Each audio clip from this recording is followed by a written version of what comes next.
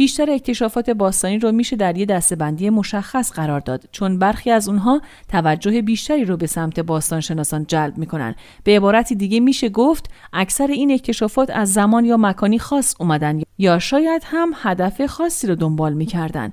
برخی از اکتشافات هم وجود دارند که گویا در جای اشتباهی قرار دارن یا با عقاید امروزی ما همخوانی ندارن. این موضوع همون چیزیه که در این ویدیو مطرح میشه. اسرار بزرگ باستانشناسی. اولین کشف امروز خودمون رو از چین شروع می‌کنیم. در ماه ژوئن سال 2021 باستانشناسان تایید کردند که یکی از قدیمی‌ترین کوزه‌های سفالی ساخته شده در جنوب چین رو پیدا کردند. گمان میره که سن این کوزه چیزی حدود 20,000 ساله، یعنی زمانی که فقط 10,000 نفر در این مکان زندگی می‌کردند و در اونجا کار کشاورزی انجام میدادند. بنابراین قدمت این کوزه به آخرین دوره عصر یخبندان برمیگرده. در اون زمان باور بر این بود که نوآوری کشاورزی و سفالگری تقریباً به صورت همزمان رخ داده. سوالی که در این بخش مطرح میشه اینه که گروه‌های عشایر شکارچی از این ظروف سفالی چه استفاده‌هایی می‌کردن؟ پاسخ این سوال نامشخصه، اما روی برخی از این ظروف آثار سوختگی وجود داره که نشون میده احتمالاً در پخت و پز مورد استفاده قرار می‌گرفتن. این کوزه‌ها در استان شیانچی چین و دانشمندان این منطقه تا حالا نتونستن نحوه ساخت این کوزه‌ها را مشخص کنن، چون به نظر نمیرسه با روش‌های ساخت معمولی مطابقت داشته باشن. همچنین حضور اونها در این غار نشون میده که مردمان این مکان نسبت به سایر مردمان چینی اون دوره یا حتی انسان‌های کل جهان پیشرفته بودن. وایکینگ ها علاقه زیادی به ساخت قایق و سازه های این چنینی داشتند. بنابراین بدیهیه که قایق سازان ماهری بودند، اما اونها از برخی از این قایق ها برای مراسمات و سازه های تشریفاتی استفاده می کردن. در این محل که آیسلند نام داره، قایقی ساخته شده که هدف ساخت اون جلوگیری از آخرالزمان بوده. در داخل این غار یک قایق سنگی قرار داره که شواهد باستانشناسی نشون داده حدود 1000 سال پیش ساخته شده. این قایق با اشیای زینتی و سنگ‌های گران قیمت ساخته شده. بنابراین این امر نشون میده که نژاد جنگجویان اسکاندیناوی چقدر در زمینه تجارت پیشتاز بودن. نحوه ساخت این قایق با این غار ارتباط جالبی داره، چون این غار بر اثر فوران عظیمه آتشفشان در قرن نهم به وجود اومده. به همین جهت وایکینگ ها برای نجات خودشون از این شرایط تصمیم به ساخت قایق گرفتند. افسانه های اون دوران میگه راگناروک در پایان جهان به همراه آتش و گوگرد از راه میرسه و احتمالاً این آتش فشان برای اونها همون راگناروک بوده. هر مراسمی که در این قایق انجام میگرفته احتمالاً با هدف دور کردن این فاجعه برگزار میشده. دنینودن در اسکاتلند مکانیه که بتپرستان برای پرستش خدایان خودشون دور هم جمع می شدن و همچنین مکانی بوده که کودکان در اونجا به دنبال پریها می گشتن. گفته شده که این محل برای مدت طولانی طلسم شده بود، اما حقیقت پشت این ماجرا چیه؟ طبق نقاشی های عجیب و غریب حک شده که این مکان رو پوشونده، این محل مدت‌ها پیش برای یه شخص خاص بسیار حائز اهمیت بوده. در سرتاسر راه پله‌ای که در این مکان وجود داره تصاویری از صلیب و نمادهای مرموزی حک شده. حتی در این مکان مجسمه بزرگ از صورت یک انسان با دماغی بزرگ قرار داره. هیچ کس نمیدونه که این صورت نماد چه چیزیه. در حقیقت اطلاعات زیادی در مورد دنینودن در دست نیست. اگه این مکان مربوط به دوران قبل از مسیحیت باشه، پس احتمالاً در قرن 4 این تصاویر بر روی دیوارها ثبت شدن. اما علت این امر رو هرگز نمیتونیم بدونیم. داستان‌های مطرح شده در مورد پریها مربوط به قرن 16 میلادیه.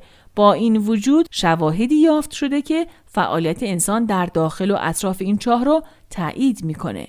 سازه‌های موجود در حاشیه شهر چیانگکیو در پرو یکی از قدیمی‌ترین رصدخانه‌های جهان یا شاید یک گونه قدیمی از تقویم خورشیدیه. باستانشناسان هرگز نتونستن خودشون رو به انتهای این مکان که دارای 13 برجه برسونن. چیزی که به طور قطع در رابطه با این موضوع میشه گفت اینه که اگه این مکان رصدخانه بوده، بنابراین مردمانی در اون مکان سکونت داشتند و مشغول کار و زندگی بودند. شواهدی از ساختمان‌های مسکونی در این مکان وجود داره و برخی از کارشناسان معتقدند که احتمالاً 300 سال پیش در اینجا یک قلعه وجود داشته. این برج‌ها جزء برجسته‌ترین آثار این مکان به حساب میان.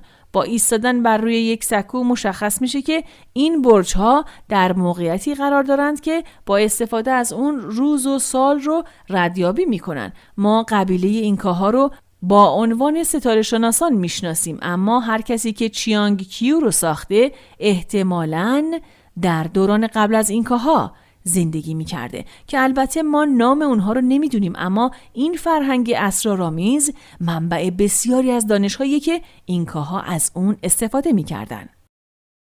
در سال 2015 بود که باستانشناسان کتیبه‌های عبری رو در اورشلیم کشف کردند که با دوده و برگ‌های گل بر روی دیوار حکاکی شده بود. نوشته‌های روی این دیوار تنها نکته قابل توجه این منطقه بوده که علاوه بر بقایای شکسته شده در یک حمام یهودی 2000 ساله به نام میکوا وجود داشته. با اینکه برخی از این نوشته‌ها به راحتی قابل شناسایی بودند، اما رمزگشایی این خطوط بسیار دشوار و پیچیده است.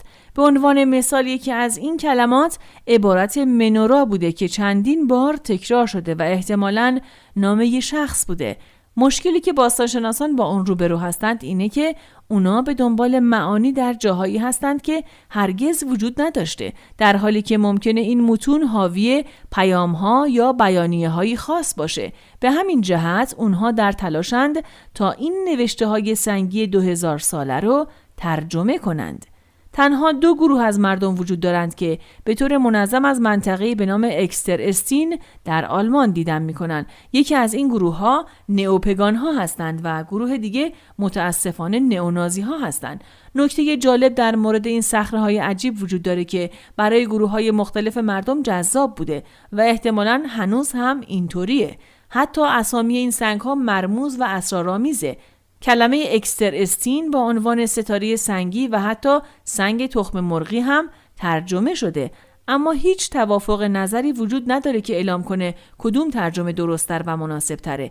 باستانشناسان معتقدند که مردم برای تراشیدن این سنگ‌ها، پرستش اونها و انجام مراسمات در میان سنگ‌ها به این مکان می اومدن. حتی ممکنه از این مکان برای امور ستاره شناسی هم استفاده کرده باشن. بسیاری از نقش‌های حک شده که شامل پلکانی که به پناهگاه می رسیده و نقش‌های برجسته دیگه توسط راهبان مسیحی قرن 8 که در این مکان زندگی می کرده اضافه شده.